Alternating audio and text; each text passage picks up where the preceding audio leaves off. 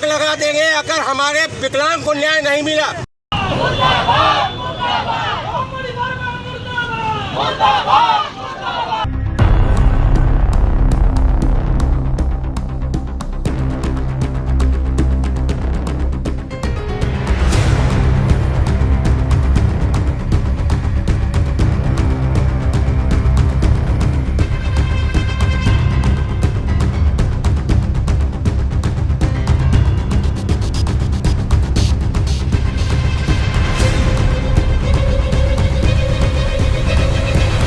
उत्तर प्रदेश का बांदा जिला इस समय अंग्रेजी सत्ता का पर्याय बन गया है, जहां शासन प्रशासन मिलकर गरीबों और असहाय लोगों का दमन करने में जुट गए हैं।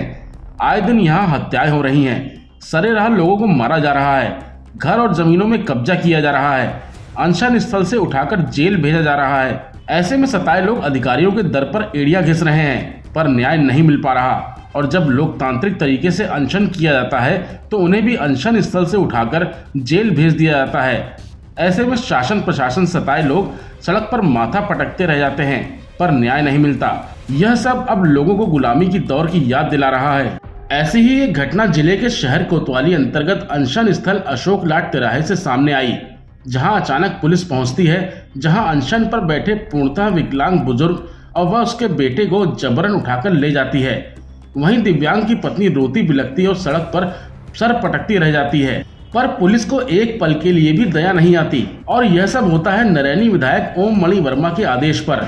इस घटना की सूचना जैसे ही समाज सेवियों और विकलांग पार्टी को पता चलती है, वह पीड़ित परिवार के समर्थन पर पहुंच जाते हैं और धरना प्रदर्शन करते हैं। शासन प्रशासन के खिलाफ मुर्दाबाद के नारे भी लगाते हैं।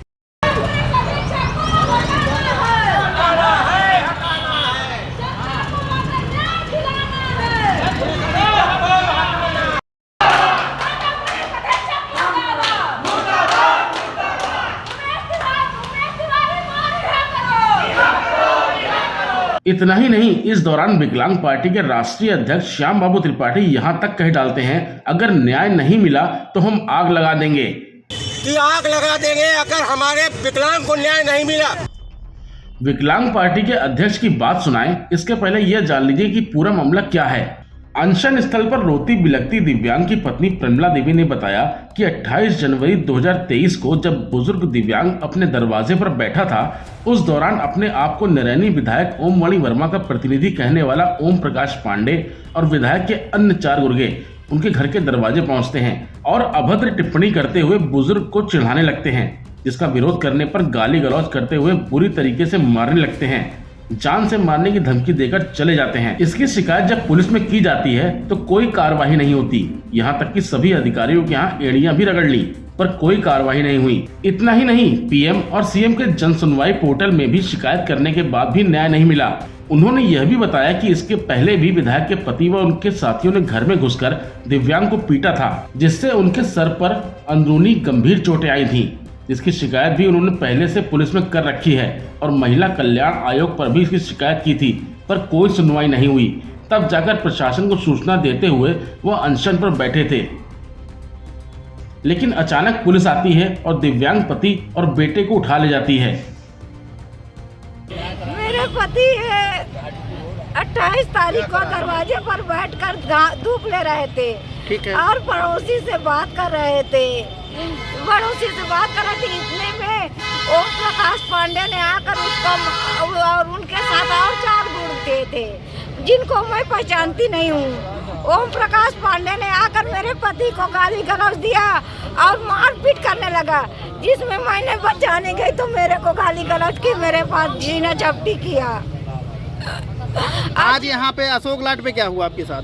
मेरे अशोक लाट में मैं धरना प्रदर्शन की हूँ, तो मेरे पति और मेरे बच्चे को नारायणी पुलिस ने आकर उठा कर ले गया। ओम मणि के कहने से न जाने कहाँ ले गया। मेरे पति और मेरे बच्चे का कोई पता नहीं है, न जाने उनके साथ क्या करेंगे, मैं क्या करूँ।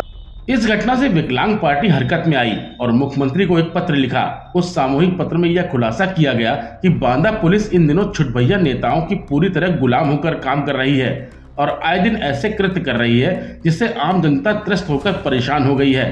नरैनी थाना इंचार्ज क्षेत्राधिकारी और जिले में तैनात पुलिस अधीक्षक के रहते जिले में अराजकता का माहौल बना हुआ है। पिछले 2 सालों में करीब आधा दर्जन ऐसे मामले हैं जिसमें खुद पुलिस के ऊपर सवाल खड़े हुए हैं। संविधान में मिली मूल अधिकारों का हनन करने का काम इस समय बांदा पुलिस कर रही है। विकलांग पार्टी के राष्ट्रीय अध्यक्ष श्याम बाबू त्रिपाठी ने यह भी बताया कि विधायक ओम मणि वर्मा व उनका पति बुजुर्ग दिव्यांग परिवार का घर कब्जा करना चाहते हैं, क्योंकि इनका घर विधायक के जस्ट सामने बना हुआ है। इसलिए इन्हें परेशान किया जा रहा है कि वह घर छोड़कर चले जाएं और वह लोग घर में कब्जा कर लें। पर राष्ट्रीय अध्यक्ष ने यह कहा कि अगर दिव्यांग परिवार को न्याय नहीं मिला तो पूरे देश का विकलांग बांदा में नजर आएगा। जरूरत पड़ी तो हम मरने को भी तैयार हैं और आग लगा देंगे। उसके बाद जबरन इनको 2017 से प्रताड़ित किया जा रहा है। जब से वो चेयरमैन थी तब से वो प्रताड़ित कर रही हैं, क्योंकि उनका मकान छोटा सा है, उनके मकान के सामने इनका मकान है और इनके मकान को गरीब जान करके कि इनको परेशान करेंगे, प्रताड़ित करेंगे, तो गरीब जान करके इनको प्रताड़ित किया जा रहा है कि अपना मकान बेच के चले जाएं और हम उनका मकान खरीद लें तो इनके लिए जगह बड़ी हो जाए। इसलिए ये गरीब परिवार लगातार प्रताड़ित है। आज शासन प्रशासन ने ऐसी निंदनीय घटना किया है कि 504 और 506 की धारा पर सीधे उठा करके इनको जेल भेज दिया गया है। जबकि अभी हमारी बहन ने दिखाया कि हाथ टूट गया है, सर में टाँके लगे हैं, उसके बावजूद भी उनको अभी तक गिरफ्तार नहीं किया गया। तमाम घटनाएं ऐसी हैं कि 302 तक की घटनाएं हैं जिनमें गिरफ्तारी नहीं हुई है। और ये क्योंकि गरीब है, विकलांग है, कुछ कर नहीं सकता है, शासन सत्ता उनके पास है, शासन सत्ता की हनक है, जिसके कारण सरकार ने, शासन ने, प्रशासन ने मिलकर जिस तरह का कुकृत्य किया है इसकी निंदा करते हैं। और हम पूरे बुंदेलखंड में अपने विकलांगों को जागरूक कर इस लड़ाई को आर पार की लड़ाई लड़ेंगे।